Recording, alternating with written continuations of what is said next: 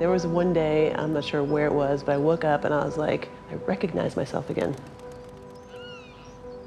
It feels peaceful. It feels, in a lot of ways, like the old me was coming back. Like the old me was waking up again. It's a transformation out of the dark, back into the light.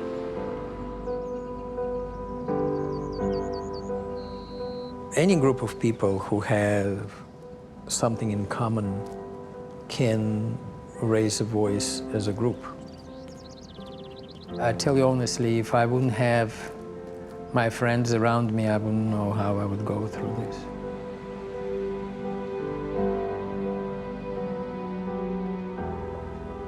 I never really doubted that we could do it. I was just trying always every day at work, and then once or twice a year strategically to step back and think about, are we getting there and how are we going to do it? But I never really doubted that we could rebuild it in the way that I imagined we should.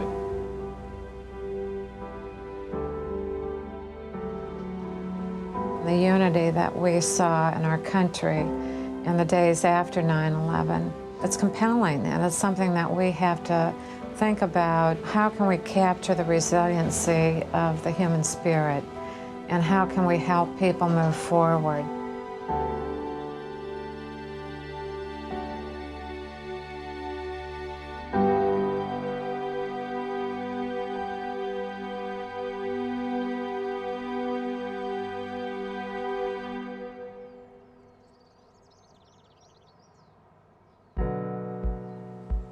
She not only smiled, she always made a joke and smile and make people smile. And it's like a Mona Lisa smile for me. I always see it. A few times I even on the street caught myself seeing a face or a hairstyle similar, and something made me even turn and see like Marina, especially in the beginning. She was that kind of a person who would extend her arm and give the shoulder. And people who knew her and who were around her felt it. And that's why she was cherished by so many people.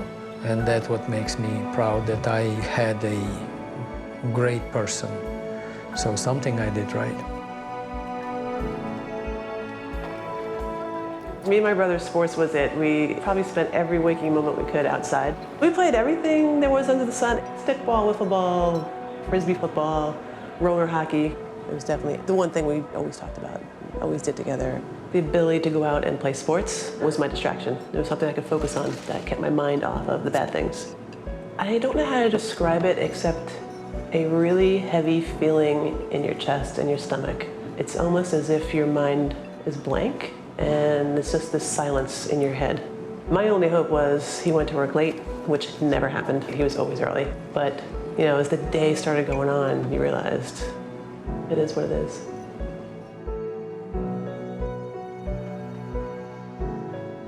I went to a early morning meeting in Midtown, and that's where I was when the first plane hit.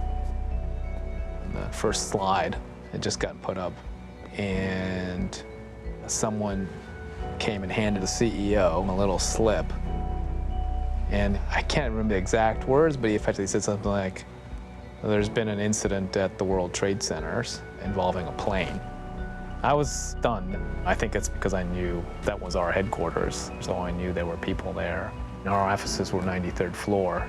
I was the most senior investment person who survived. There were only 4 of us who survived. We lost 35 people.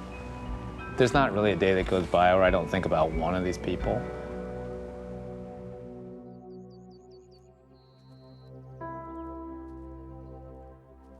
Hey Mom, it's Brad. Just wanted to call and let you know, I'm sure that you heard, or maybe you haven't heard, that a plane crashed into World Trade Center 1. We're fine, we're in World Trade Center 2.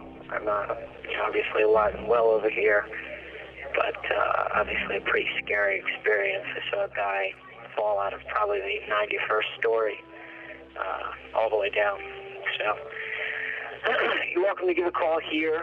I think we'll be here all day. I'm not sure if the firm's going to shut down for the day or what, but give me a call back later. I called Dad to let him know. Love you. It was such a blue sky, and there was such a dead silence that day. There was this real focus on getting your family together and trying to get information. Our house became a refuge for people in our community because they didn't know where to go. I said, our home is your home. And so we had thousands of people come to our house in the weeks after. I never really thought at that point that I would be creating a nonprofit organization. I started playing basketball again, just for the physical outlet of it. But I just didn't really want to be present in society at the time. I didn't want sympathy. I didn't want help. I just went to this place where I didn't want anybody to do anything for me. That was hell. It's a dark place to be in, and coaching was my escape from all that. Protect the ball. You see somebody coming at you, get that hand up. That's it. Tree is symbol of life, symbol of continuation, symbol of growth. I got a couple of Russian families together. We said, let's meet. We decided to make an area visited by people who live in that neighborhood. We decided to plant a tree, and then we built a memorial. It wasn't just about making sure that Alger as a business remained running. It was about rebuilding Alger as I knew it and loved it. I mean, this is a people business, and we lost the people who were not only the ones doing it, but literally the name on the door. I never really considered anything but rebuilding the company in honor of them. There's no better reason, really, to do it. We're going to rebuild the company in the same spirit and in honor of the lost colleagues. And it would be, you know, our success, our having a future would be the best memorial to them that a business could offer. I would say I'm 75% done with the read-throughs to end markets, but probably half done with the actual reports. Incremental margins? Are they going in a particular direction? No, they're kind of flattish. Voices of September 11th's been shaped by my background as a clinical social worker, as a mother who lost a son on 9/11. And it just evolved as we became a resource for the families. We established a website. We started distributing information. We send out a weekly newsletter. We provide case management services. We launched the 9/11 Living Memorial Project because we thought it was really important for these families to commemorate the life that was lost. I'll tell you, you are some friend to get involved like this, and you've done just an unbelievable job in putting things together. Thank you. We're very lucky to have had her in our life.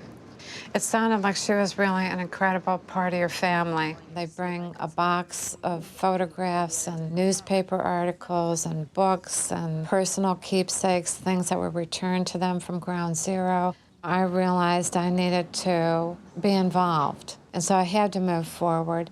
Somehow the passion for what I'm doing overcame the grief that I was suffering. And 9/11 was a turning point in my life. Для того, чтобы туда попасть, они могут попасть только с 12 сентября и дальше. I have spoken with people in my group that told me when they're with us, they feel they can talk about anything.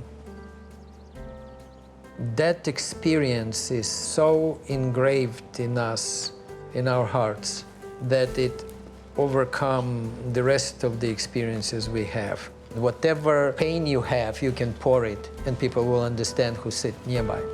You're not alone.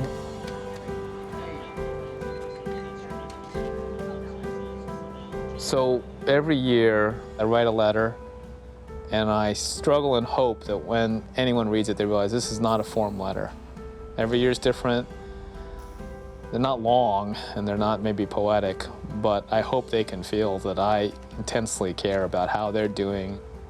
We here do try to honor this memory. So I just, would never want any of those people and their families to think that we've forgotten any one of them, that in some way we don't try to carry on here every day so that their memory goes on and in some sense their spirit continues here. Gavin, snap your wrist more. Snap your wrist. Get that rotation. I was able to finally focus on taking from Mike's life what I could take. So instead of mourning his death, it was more like celebrating his life. At some point through the process, you get over the pain and you just start celebrating what you had, the things that are left.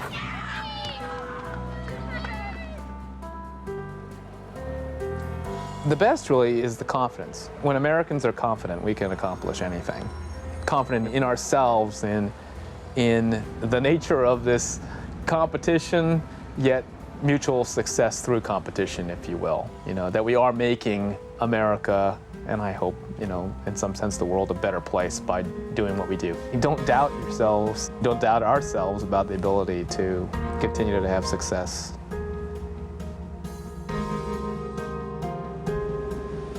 Coaching was so amazing in terms of healing power. I wanted to foster that energy in a race, so I put a team together and I called up all his friends and I was like, this is what we're doing. And they're like, that's perfect. That's exactly what Mike would have done. What makes the Run to Remember important is the fact that you're remembering who it is that you're there for. It's basically people who want to support me and supporting the race and supporting the memory of my brother. So it's kind of like carrying his torch.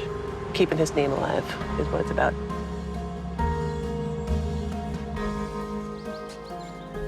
Being among the group of people who went through this, it's a tremendous help in any tragedy, especially this one, because it's a shoulder from a person who can understand you.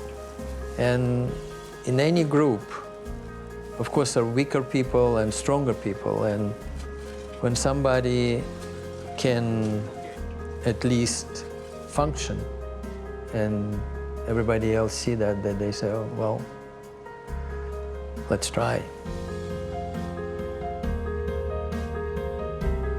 I lost my son on 9/11. He should be alive today.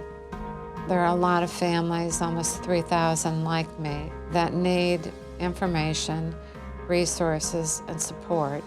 So I'm able to, for whatever reason, move that forward. And I can't really think of any better way to spend my time.